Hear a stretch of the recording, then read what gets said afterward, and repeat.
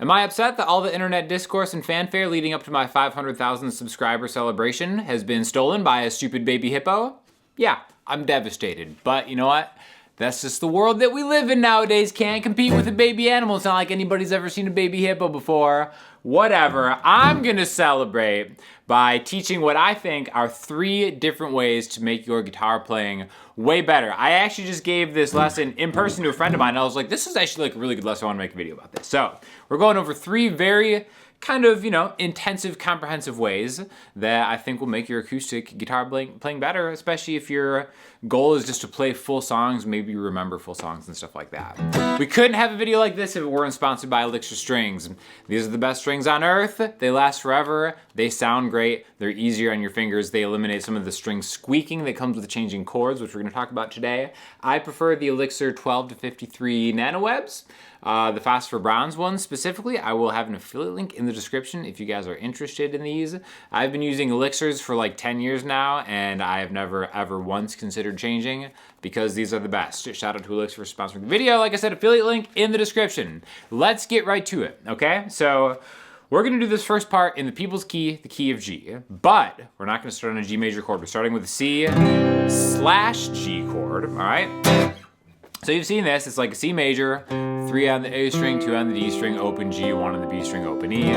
Why am I describing how to play a C major chord? You should probably know that. But not enough people play a C major chord as a C/G chord, where your ring finger is on the G. This is where the G comes from, the /G. That just means G is your bass note, and your pinky is right behind it on the 3rd fret of the A string. So now your pinky's on the root note, and your ring finger is kind of grabbing that. Now, the number 1 reason this is great is because it thickens the chord and it eliminates the margin of error that your pick has. You don't have to worry about just hitting the 5 highest strings. You can just let it go. Let it just run wild like little Mudang at the zoo.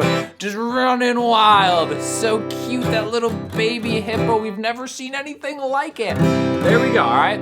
Now, this isn't even the tip, but one thing that I've talked about in a lot of my videos, and if you've ever watched my playing, is I will always play a C to D in the key of G like this. So let's just take that shape, move it down 2 frets higher. So now we're 5, 5, 4, open, 1, open.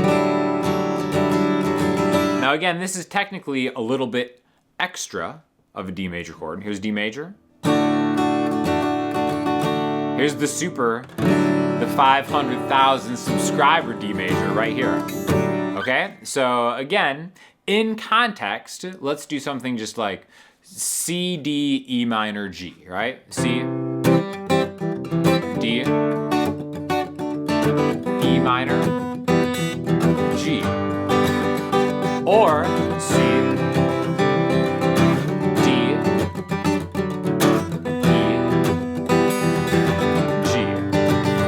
okay, now, this isn't even the tip yet, guys. This is just the precursor to the tip, which is now we can play all the chords in this key like that, even easier, right? So what I'm gonna do first is I'm gonna take the lower part of this chord, pop my pointer finger off. This technically makes it a C major 7. Now, the thing about this key is we're gonna have the highest 3 strings, okay? Which is a G, a B, and E, which again, just by itself, that's an E minor chord, right? We're gonna have this on top of every chord in this chord scale we're gonna play. So we're only focusing on the lower 3 strings as far as where our fingerings are gonna go. Next one is gonna be like this, okay? So C to D, E minor, okay, a different way to play E minor. This is really gonna kind of add a little bit of variety to how you play songs and ultimately give you more control of your chord progressions, which I'll talk about after I go through the rest of the chords like this.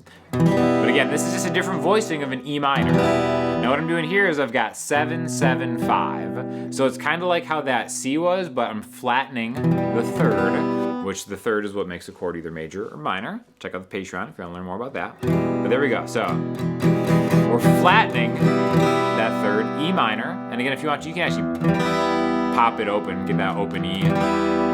Kind of give it an extra E vibe, but I want to kind of run through all of the chords with this shape. And again, I'm thinking of it as one shape with an alteration. This is the shape. The alteration is making it minor, okay?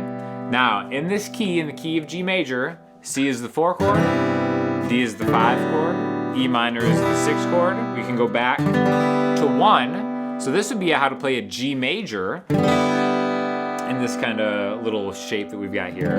So now I'm lined up with the 10th fret of the guitar with my ring and my pinky. So now it's 10, 10, 9, open, open, open. And then the 2 chord, A minor would be like that, the minor shape, flattening the third, so 12, 12, 10. And then B minor, keep that party going right here, 14, 14, 12. Okay? So, in context, all the chords sound like this. The 4 chord, 5, 6, 1, 2, 3, 4. And I think that just, especially if you're doing like a solo acoustic accompaniment thing, sounds epic. You can play any song like this with the capo. We'll talk about the capo in just a second. We're gonna bring that in for the last half of this lesson. But there are so many different cool ways you can play a chord progression just sliding up and down the neck using that one alteration, that one variation of the chord shape, right? Let's just do a random, let's do that, the typical song that is like if you've ever seen those compilations, like every song ever played using one chord progression. That's a 1, 5, 6, 4.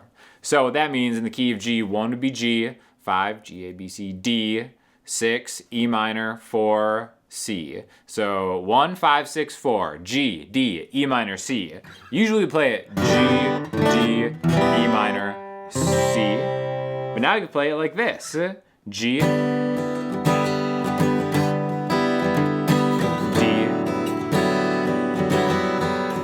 E minor,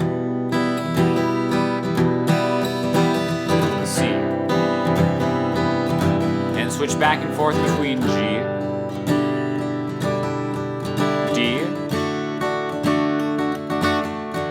maybe we go to the other E minor.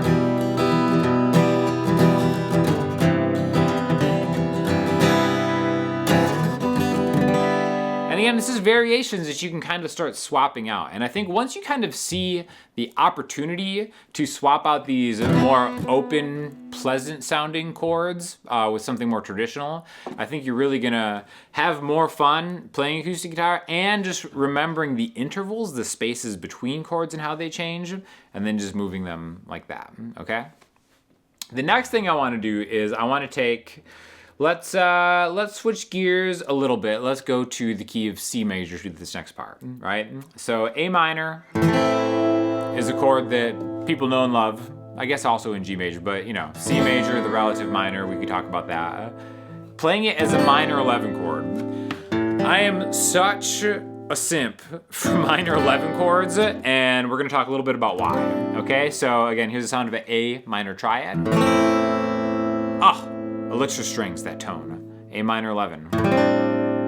Way better, right? The beautiful thing about A minor, it's a very easy shape to get down, but then as soon as you get to like the bar chords, like B minor or C sharp minor, it's like, those are F sharp minor. It's like, once you get to the non-open chords, they become so much more difficult. Minor 11 chords can always be swapped for a minor chord in any key, no matter what key you're in, and they're really easy to play. So this is gonna be what we're gonna start with. This A minor chord voicing. Middle finger 5 on the low E string. I'm skipping the A string here. Now, instead of just skipping the A string, I'm actually muting it with my middle finger. It's kind of laying across the strings, so I can't hear it when it's played. Now, in an A minor chord, there's no, there's a benefit to maybe getting an open double up on the A string to maybe give me some volume, give me a little chorusing effect. But I want this to be a completely movable shape, which is why I'm training my middle finger to mute that. And then my ring finger and my pinky are gonna be tied together on the same fret, D and G, for this and the other chords we're gonna do in this key, right? And then now my pointer finger is gonna grab the 3rd fret of the B string. So 5, skip, 5, 5, 3, and then I'm also kind of muting the high E string so I can kind of get the whole string set when I strum it, right? The beautiful thing about this is, like I said, you can use it for any chord progression. Anytime you see a minor chord, the minor chords in the key of C would be the 2, 3, and 6 chords in the key. So C, D minor, E is 3, E minor, F and G are major, and A, the 6th chord, is minor, relative minor. So our 3 minor chords are D minor, E minor, and A minor. Do that all with this shape. A minor, D, E, A. Okay, and because I'm muting everything that's not open, I can really kind of groove it with this kind of strumming style. Let me know if you want to hear, or if you want to see a lesson on just that kind of like percussive palm muting strumming style, because this video would be like 100 minutes long if I did everything in one. But let me know if you want to see something like that, because I feel like that's one of my strengths as a player, right? But the nice thing about this, aside from just being able to use it on any minor chord,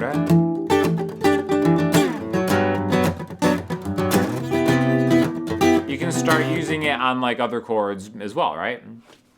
So what I mean by that, let's go in the key of C, let's go A minor to F major 7 to C major 7. So a 6, 4, 1 in the key of C, right?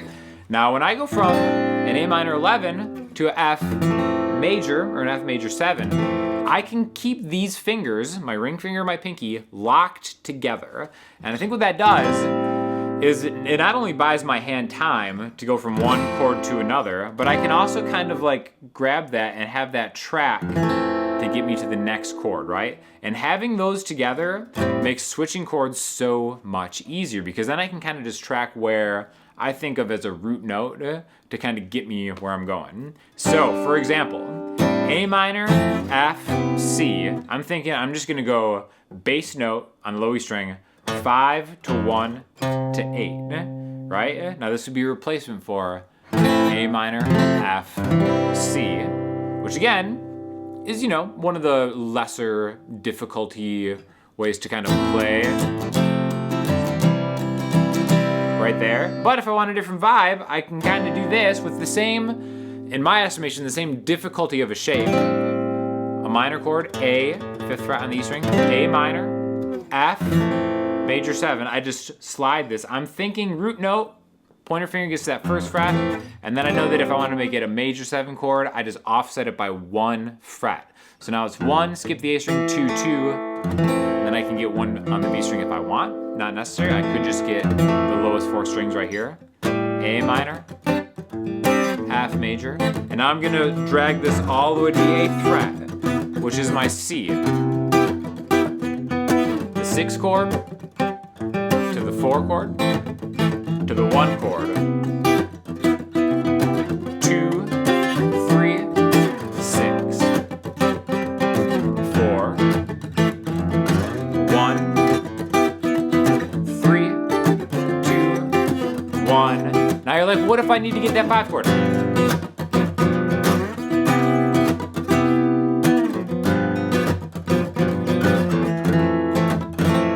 Like, all right, well that 5 chord is a G7. A dominant 7 chord is where we have to break these two tandems up, just like Mudang and his brother. He has a brother, I found out. That's kind of messed up, or maybe it's a sister. I don't know. You know, I'm trying not to, I'm too heartbroken by the hippo news that I'm trying not to get too far into it. But anyways, we break it up on the 5 chord, on the dominant 7 chord. See, if you look at this, I'm going 3, 2, 3, 4. And again, it's like, you know, it's major-ish, but then just get your ring finger back, which is flattening the 7th in the key. So now it's a G7, G major 7, G7. But now we can go through that same chord scale with these shapes. Now let's switch all of this to the key of G, right? Because we did that initially. But now since we're tracking with the root note on the E string, our 1 chord looks like this. G, major 7, 2 as a minor 11, 3 as a minor 11, 4 as a major 7, 5, dominant 7, 6, or 1, 2, 3, 4, 5, 6, 1. So those are 2 totally different ways to play all the chords in a key just using some different techniques. That kind of one shape with a variation if it's major or minor, and then using the higher half just being open all the way. So those are two very comprehensive ways to play through an entire chord scale. Now again, the open strings are helping us out in that first one. That second one where you just use the two shapes, you can do that in any key. We could do that in the key of A, right? 1, 2, we just find the A, 5th fret on the E string. 1 chord, 2, 3, 4, 5, 6, 1. And then the nice thing about that key specifically, the open strings still sound great. But the beautiful thing about having this as like a shape-based thing that you can use is you're not reliant on open strings sounding out or even needing them to do it. Now the third tip, the last thing I want to do is we're going to bring a capo in because I do want to talk about how the people's key, the key of G, and one of the reasons that the key of G is the people's key is because of how easy those chord shapes are to play in one static hand position. So let's go through and put the capo on the 3rd fret. Very common fret, very popular fret to put a capo on. And let's play a G right here. So now we're actually in the key of where my root note is, right? So this would be the key of B flat. And real quick, without the capo, let's play the chords in the key of B flat major. We've got B flat as the 1 chord. Oh my gosh, C minor as the 2 chord, D minor 3, E flat major 4. It's like, oh, it's like these are already way out. I don't know these chords. I don't know how to play an E flat major 7 chord. Put the capo on the 3rd fret, and now you can play all those chords using this static kind of hand shape, right?